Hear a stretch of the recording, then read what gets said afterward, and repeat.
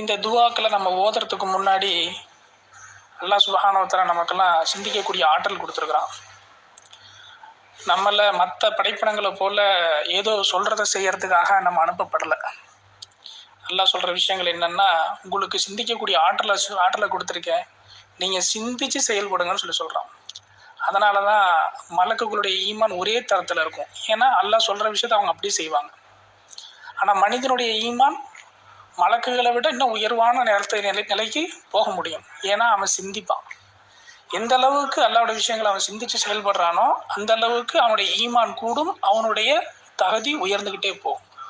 அப்போ அல்லாஹ் விரும்புறது என்னன்னா, சொல்கிற விஷயத்தை அப்படியே செய்யறது இல்லை, அதை நீங்கள் சிந்திச்சு உணர்ந்து விளங்கி தன் உள்ளத்திலேருந்து செய்யக்கூடிய விஷயம் இருக்குது. இதுதான் அல்லாஹ் விரும்புகிறான். புரியுதுங்களா? அப்போ இப்போ நம்ம இந்த துவாவை பற்றி பார்க்குறோம். துவானா என்ன?